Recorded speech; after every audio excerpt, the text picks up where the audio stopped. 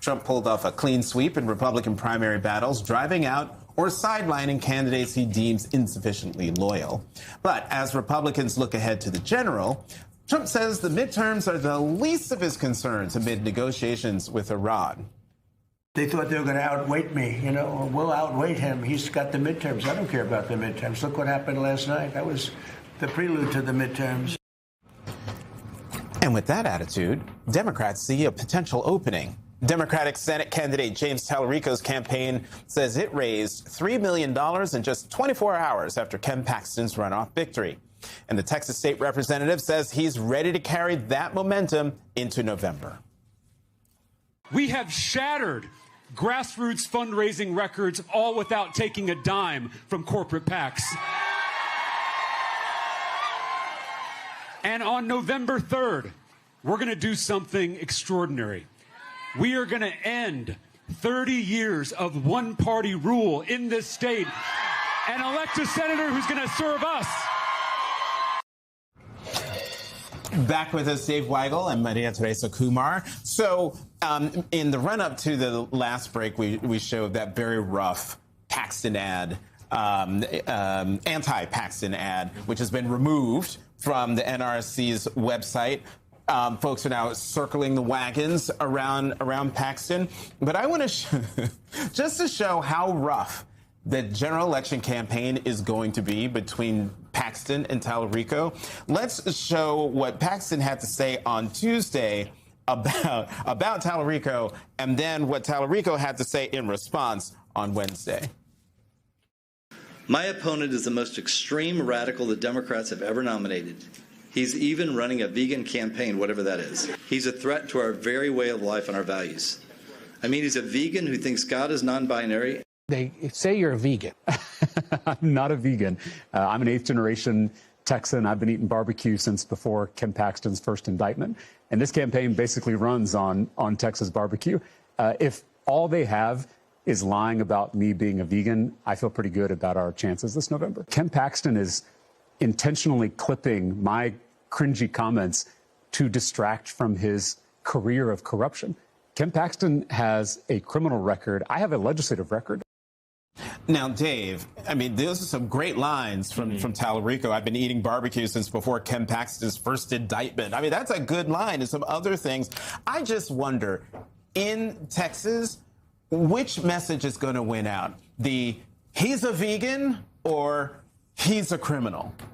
Well, historically, the he's a criminal thing, if you're a Trump endorsee in a red state, you can overcome that. If you're Donald Trump, you can overcome that. Right. And Texas voted, a lot of the context for this race is Texas swinging towards Trump in 2024 after he was convicted in New York. Now, a lot of that is, we'll get into the Latino vote that has shifted back in a big way. But what I thought was most important from Tallarico's answer there was actually him talking about his cringy comments. And he's admitting that because he got elected in 2018, then he had a safe Democratic seat when Republicans gerrymandered the legislature again. That, look, in peak woke, let's call it, James Tallarico and lots of Democrats said some things maybe they don't want to say anymore. The vegan comment is based on him talking to a Humane Association group and saying his 2022 campaign in a safe seat, that was a vegan campaign. This is not a vegan campaign for Senate in 2026. And Democrats said they now had a press conference and said, look, we're not going to use this pronoun anymore. But you have like Pete Buttigieg taking he, him off of his Twitter account. You have AOC taking she, her off her Twitter account. You have James Tallarico saying that. They're kind of trying to make themselves robust against this attack because the theory is anti-woke attacks work if it looks like people think you're focused on wokeness, not on jobs. Yeah. And Republicans are not focused on jobs. They're focused on wokeness. And they're trying to jujitsu this by saying, we're not even talking about that anymore. You guys are talking about nonsense instead of the economy. And you can't embarrass millennials, honey. We know when we're cringy, which is why we're not embarrassed by it.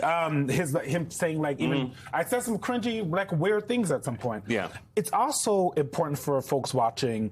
The vegan attack is not about him, whether or not this man eats barbecue. Right. It is about masculinity. It is about the Republican Party continuing to put, you have to be a tough man. I guess you have to eat at McDonald's like Donald Trump to be a tough man. You have to overpower people. You have to be maybe a womanizer to be a tough man in this country nowadays. And I think like that is at the heart of this attack. And Maria Teresa, when he Tallarico, he has a long road to go, right? This is still Texas. I lived in Texas a very long time, went to high school there, graduate high school in Texas. But Ken Paxton's, even just a quick look at some scandals. Let's take a look. For people who don't know him. We don't know. We're going to go with 4 this time. In 2015, he was indicted for securities fraud, resolved through restitution. In 2020, his staffers reported him to the FBI over alleged bribery. The probe was dropped. In 2023, he was impeached by the Texas House, acquitted by the Texas Senate. In 2025, his wife filed for divorce on biblical grounds. That's his divorce, quote biblical grounds. Yeah, I don't know what that is. Yeah, you know. But his divorce proceedings are going to be open to the public in June.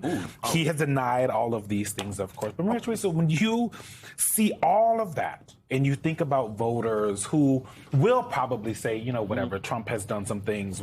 I want someone that's going to go there and be tough for me. But there's the voters who were borrowed in 2024 who might have issues with. Well, you know, of all the wildest allegations, the biblical ones are the ones that I think in particular parts of Texas are the ones that are going to resonate the most. Yeah. And that is where Tallarico becomes more Teflon. Yeah. Because what he has been able to do in Texas is speak to faith and say it's okay to be progressive. It's okay to care about the American people.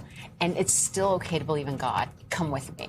And so that of all of the things you just listed, the people that are like, I don't know. Oh, but he does believe in God. That's what's going to pull away. So his whole proceedings on the biblical grounds of divorce are going to be fascinating and quite fun. Yeah. But in all fairness, one of the things that the Democrats and the Republicans still get wrong about Texas is that you have just a growing population of young people, not just Latinos, growing population of young people who are incredibly frustrated with the state of Texas and are saying, actually, this is not where I want to be. Maybe I should get back into the vote. And at the same time, you have a huge influx of young professionals coming into industry, whether they're working at X, whether they're working at Apple, whether they're working at Amazon. These are young professionals that are saying, wait a second, these are not, this idea that you don't care about water or abortion or want to privatize my schools. That's not where I come from. And so the demographic shifts in Texas, both coming from outside of the state and a growing population, is what's going to make Tallarico very appealing. And I do think that people keep underestimating that the reason that that in Texas they try to purge the rolls at scale while they try to prevent people from actually physically voting by moving voting locations. It's because demographics are against them. So I think Tallarico is still an underdog, despite everything that we've just talked about. I wonder what you think about that. And we do want to talk with you, if you've got time, about Latino polling. But Dave, go ahead. Oh, he is the underdog. So the polling since what just happened, the Republicans spent around $100 million against Ken Paxton with the ads that you queued up before, and Republican voters came out of the primary. This very low turnout runoff, and James Cornyn kind of complained about that in his concession statement. So Republicans are in a bad mood right now. The idea is they're going to come in and, with enough negativity against Tallarico, change that around. But it's like I was saying before, there's not a positive argument. They have not made the come back and give Trump 2 more years we can do whatever he wants because it's good for the economy argument. They're not even, the start of this primary was the Republican committees that were anti-Paxton just flipping a switch and going hard and with homophobic, gay baiting attacks against Tallarico. That's kind of a signal there. What do they think works? Is it going to be Ken Paxton's going to be great fighter against data centers, or is it something else? It's something else. But him navigating that, Democrats are optimistic, but this is very tough. They think that Iowa might flip before this race. But it makes them have to spend money. So I actually met with Senator Gillibrand, and no one could be more delighted than Senator Gillibrand, who's actually trying to get more senators in the place, because it makes them spend money where they shouldn't be spending money. I mean, this was the most expensive primary for a Senate race on the Republican side. And when you dig deeper into Starr County, they had 6,600 Democrats who voted in the in the Republican primary. We're not counting on to that. And you look at how, even if you look at here on the Senate side, if you look at what happened with the Congressman Massey, even though the candidates that Trump is weighing his scale on, sure, they're winning, but they're not winning with high turnout. They're barely scraping by. And it's because there's a whole bunch of Democrats and independents that are out in the wings saying, the direction of the country is too much. And this guy's a lame duck president, and he keeps reminding us every single day. We are out of time, but there's some polling that I want to throw on the table really quickly. 1 in 4 Latino Trump voters say they would not vote for Trump again. This just came out. 3,000 registered Latino voters, which is a big old group of folks.